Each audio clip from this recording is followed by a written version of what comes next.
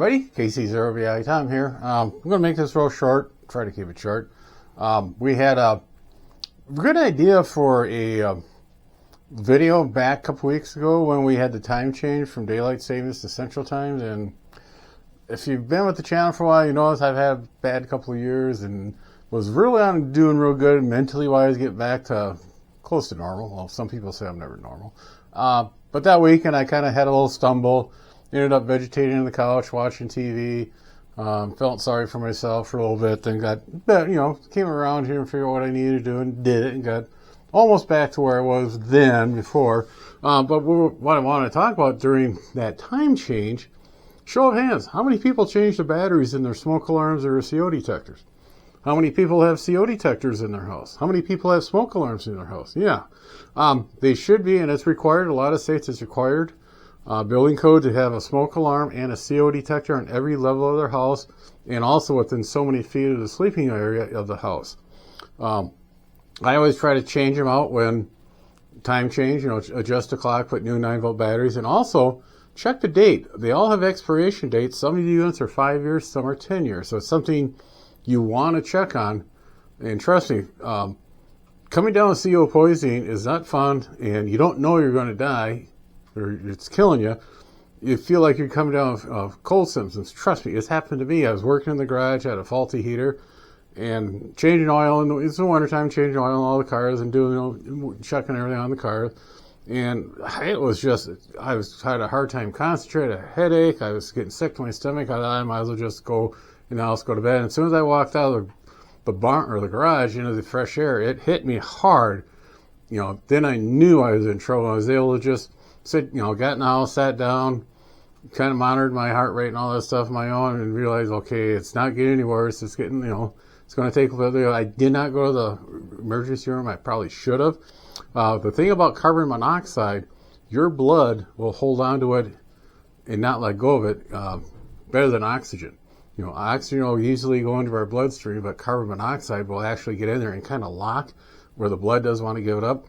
So the treatment for that is they put you in what's called a hyperbolic chamber, and they give you like 2 atmospheres or an atmosphere and a half of pure oxygen, and you just slowly ingest the oxygen and replace the carbon monoxide. So I don't think I had it that much into it, just enough to get me sick to my stomach and that horrible headache, and lucky what it was. So but what we want to talk about today, a couple weeks ago, actually last month, we had those 2 hurricanes that went into Florida, and one of them did a left turn and went up through Georgia into the Carolinas, and the second one went again in Florida and kind of stayed on course and went across the Florida into the Atlantic and went off its merry way.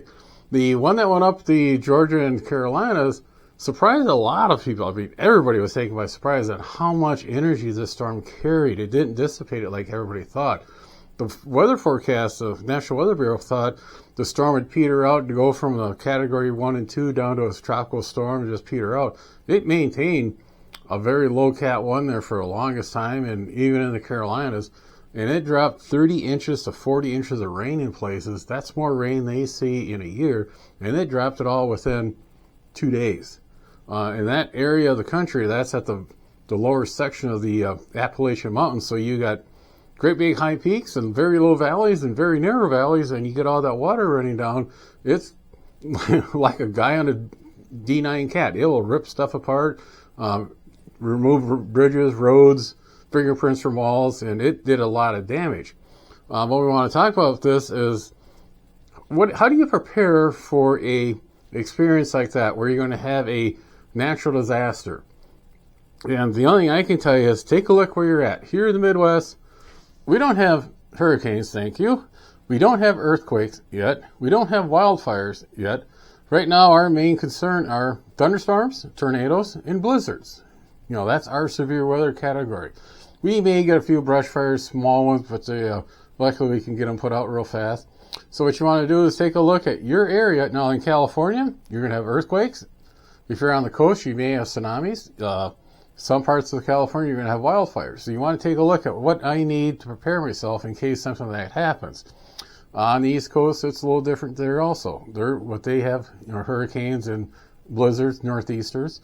So what you want to do is take a look at what I'm going to need to sustain myself for 3 to 5 days till, that'll give us time for the local resources to kick in, or the national or the state resources to be able to kick in. Our federal government's going to protect us. I say that and people giggle at me. So the thing to do, you want to sit down, create a list, and this is going to be what we call a living list. This is not going to be just one-time deal, here it is, this I need, and that's it. No. As your life changes over the years, this list will change too. You may be single right now, and that list will just be real easy to do. Then you're going to meet a gal, meet somebody, get in a relationship, have little rugrats running around the place. That's more things you got to carry on. Then as years goes on, those rugrats will get old enough and realize, I don't like him, and leave. No, they'll go off on their own. So that list is always changing, and it may change to the fact that you're going to relocate. Thing to remember is, like I tell people, plan on 3 days. That's just a base deal, and you want to fatten it up a little bit so in those 3 days you can live pretty good. And if it looks like it's going to be longer, you can spread those resources, out to get 5 to 6 days out. First, we're going to talk about food. Again, plan for 3 good meals and some snacks for 3 days for every person in that group. So, if you're just by yourself, that'll be a small amount of food. If you got, a spouse and a couple of rugrats, you're going to have more food. And what's the easiest thing to do? Canned food. What I do, these usually come in a case of 6 or 8, depending on where you get them at. I always buy a couple cases, have them on the shelf here in the pantry, and I'll nibble on these, have a little Chef Boyardee. Oh, you get me on a winter day, I get done moving snow. These are fantastic. These are those little cup of soup steel. You put hot water in there, and you get a nice little deal. And the Hormel's version of the MRE meal. Again, these can sit on the shelf. They got a long shelf life. You can actually eat these cold, and all except for the cup of soup you couldn't eat cold. But the Chef Boyardee I have eaten cold. It's not that bad. And again, I nibble on these, so when I get down to a certain level in the stock, I go out and buy more, and that way I'm always keeping that little food supply fresh. And there's other stuff you can get. You can get vegetables, you can get chili, you can get other types of soup. So that's your food supply. Now, if you're going to have to hunker down at home, that's okay. It's on your pantry. But if you have to relocate, say you get word that you have to be able to evacuate in 10 minutes, grab a laundry basket, throw this stuff in, have your little check sheet. Good place to put it is, like in the bathroom or in the kitchen on the side of the refrigerator. So if it does come down, I have to relocate, grab that real quick. Okay, we want this much food, and off you go. Check my cheat sheet here. Water. Figure at least 3 gallons of water per person per day. I always like to buy a couple cases of bottled water. I always put like 6 of those bottles in the refrigerator, so I'm working around the house or outside and I come in and want something cold to drink. I have that. When my stock gets down to a certain level, I buy another case and I get through that, so I'm always replenishing that water. Depending on your needs, you may want to change that how much per person, but you want to make sure you have enough water for consumption, enough water to wash, and enough water to cook food. So, think of it that way. Clothing. Again, 3 complete sets of clothes, but I have a bag I keep in my car, and I got 2 pairs of long pants, a pair of shorts, 6 pairs of socks, 6 pairs of underwear, a couple of t-shirts, a couple of sweatshirts, and a hoodie. And it's real nice to have that in the bag, and it's already in the car. If I'm hunkering down at home, I have my normal clothing supply. One of the side options about this method is one day at work, I work in the IT department. I was installing a computer on a person's desk, and I get underneath the desk to change the cables, and I kind of slipped, and I ripped the crotch out of my pants. It went from the bottom of the zipper all the way around up to the belt loop in the back. Ripped it clean open. Luckily, I had my windbreaker on, so I took that off, tied it around my lap, finished the install, walked out to the car, got my bag, pulled my pants out, went to the bathroom and changed out of it. Kind of a side benefit. So make it look like you're smart, So we covered food, water, clothing. Again, if you have to evacuate, you got that bag already packed, or maybe in the vehicle, or maybe in the your porch area right next to the door, something you can grab on the way out. Also, in that bag of clothes, don't forget a little toolbox. Have a little bag with a screwdrivers of each flavor, wire cutters, a needle nose, a regular channel, not a channel lock, but a slip joint pliers, stuff like that. A little DVM, a handful of AA A's, a handful of AAA's, or 9 volts, depending on what what you need. Because when you go off and you're planning stuff with your kids, even for yourself, make sure you got some little entertainment items. Keep them, keep those rugrats busy as you guys are hunkering down somewhere. And again, make sure everybody's got enough clothes. Shoes, especially shoes. I always like to make sure I have a pair of flip-flops. So if I have to take a shower at a public place, I can wear flip-flops into the shower. And another pair of shoes in case the pair I got on get wet. Money. Figure $200 to $300 per person per day. What's nice, you don't have to build this all at once. Like I said, if you try to do this whole kit in a weekend, you'll ruin your bank account. What works good for holding money and stuff like that, your bottle of prescription. Peel the label off. You can roll up the dollars, put them in here, and it'll stay dry. Put this in your little tool bag in your kit, and you got some money. Also, it's a nice little stash in case you find that radio you always wanted. So, okay. So, and again, he says, don't forget about the kids. Make sure they got something a little special to keep them occupied. And pets. I have 2 cats. I have to have a way to, okay, if I have to evac out of here, I do have a pet carrier downstairs that could throw Walter and Smokey. Oh, they don't like that darn thing. They see that thing come out of the basement, they hide. But there's a way to take it. I always make sure I got canned food, cat food for them, also dry cat food, and I could easily get that put in the vehicle if we have to evac out of here. One thing that caught me, we had a couple times we lost power here, and the first time, we had a real freak gust front go through and snap power poles off, and it was in April. It wasn't that cold out. We lost power. I said, okay, we'll just turn on. I don't have an AM/FM portable radio. So, after we got everything situated, I had to go out and find one online. It got a real nice C crane, and it picks up the local AM stations and FM, and it has the weather band on it. So that's something else you want to have. Make sure you have some type of transistor radio. Other forms of communication. If you check on YouTube and some of the news sources of these families that went through in the Carolinas when that hurricane went through there, and first thing that happened, all that heavy rain, it washed out all the roads, washed out the bridges. It washed out the right-of-way where all your power lines are at, so they lost power right away. It washed out all the fiber optic that fed the cell phone towers, so cell phone traffic went down. The P25 emergency digital trunking system that the government's so proud of went down. Not only did, after it ripped all the fiber optic lines out, it undermined a lot of the towers, and towers came down. So you were actually in a situation where no communication at all except for rubbing 2 sticks together and getting the fire going. Some of these stories of these people up in that part of the country, you got the town located like in the bottom part of the valley, and up the sides of the valley, you got some county roads going there, and there's houses strung along there in the neighborhood. They're interviewing one guy. He says, yeah, got to make sure all the trees were okay, and then the kids were out, helps clean the yard up, and he was trying to figure out how it'd be easier to keep in touch with the rest of the family as he's working around, and he remembered they had given the kids some of these little FRS radios. He asked his son, where's your radio? And he goes, oh, they're in the living room. Of course, the batteries were dead, but they robbed the ones they had could take AA batteries, so they robbed all the AA batteries out of all the remotes, and he gave one to the wife, and they had one on the kitchen table for the kids to use, and he had one. And he went over to the neighbors, check on them, and they were about in the same boat. They had got everything under control. They were going through inventory, what they had, what they needed from town. And he radioed back to his wife, says, yeah, the neighbor's okay, blah, blah. And the neighbor looked at him and says, what's that? And he, explained, well, our kids got some, so the kids got theirs out, and again, they had to go and raid all the remote controls for the batteries. So, cheap way for communication internal to the house.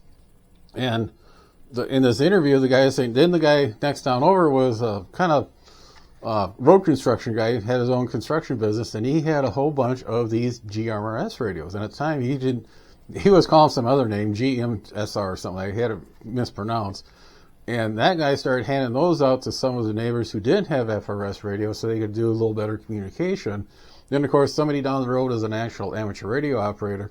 So there they had FRSs for in-family communication, the GMRSs to cover from house to house or in that neighborhood. Then there was somebody who could actually get outside on an amateur radio deal.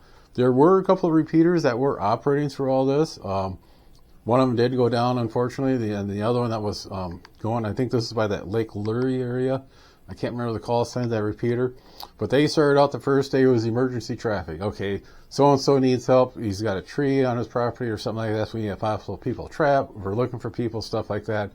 Then after that first day, after the emergency had ended, they started getting, okay, somebody needs gas for his chainsaw. Who has a gas station open, or where can we get gas? Or is a pharmacy in town open? We got people that needs their medication, stuff like that. It started going from emergency traffic to what I need traffic.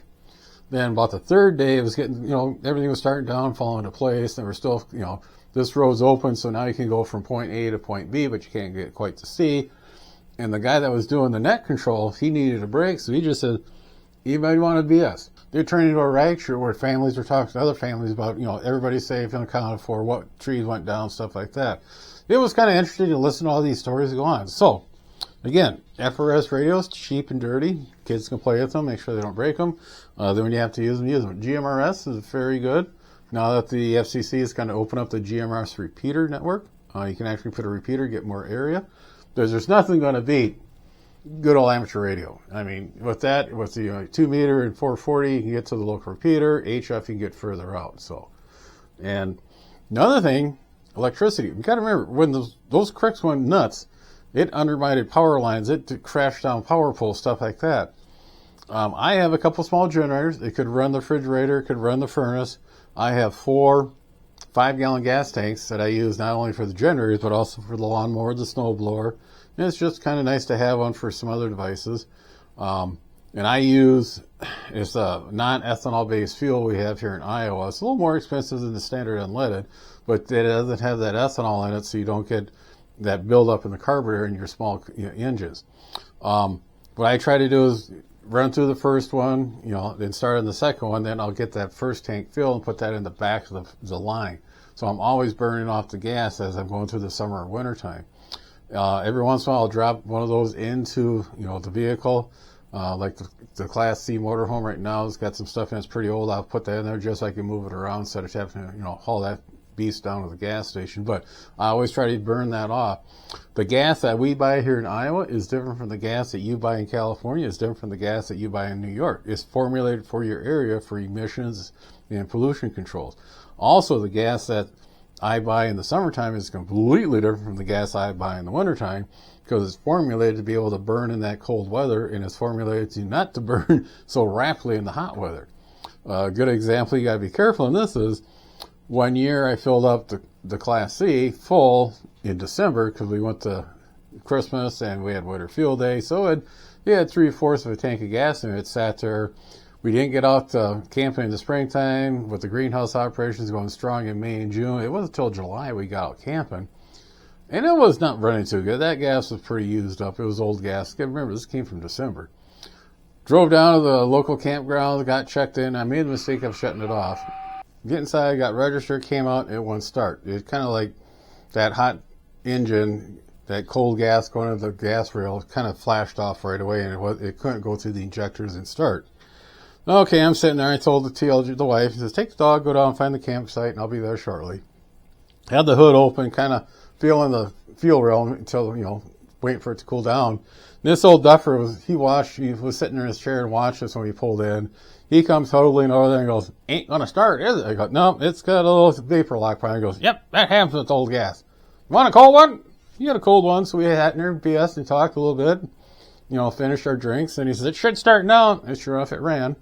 And I says, well, if you get down to the other end of the campground, stop in for a cold one. Okay. Later on in the day, him and his wife stopped in.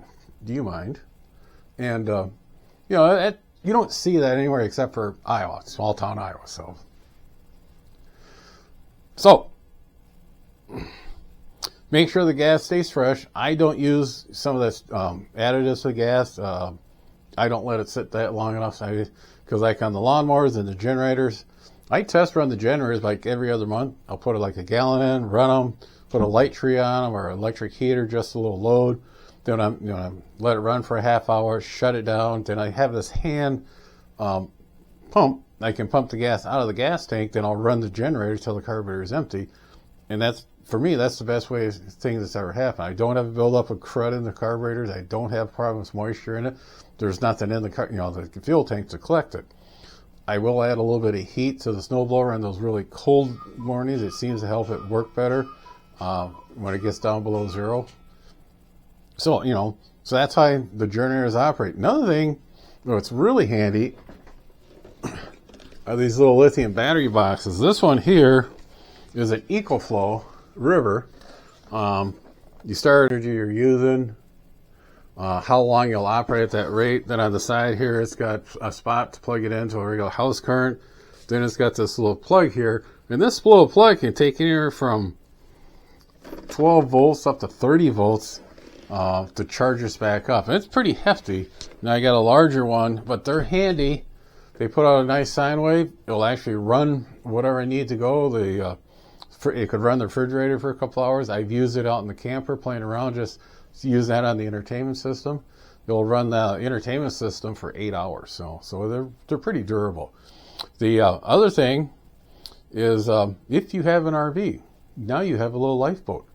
If you're in the process of trying to get a camper and the other half doesn't really want it, just a reminder, or him, that, hey, if we have to evacuate or if we lose power here, we could actually move out into the camper. And I've done that before. We had, again, power went out and we were, she was wondering what we were going to do. And she didn't really want to leave the house because she may have a customer. So I moved the Class C around to the front of the house so we could watch the front of the building. So we went out there and she was like, I suppose I could make some sandwiches. I said, you have sandwiches? I got a can of chili, threw it on the stove there in the camper. We had a nice bowl of hot chili for lunch and crackers and, watch TV because the TV's in the camper is 12 volt, listen to the radio.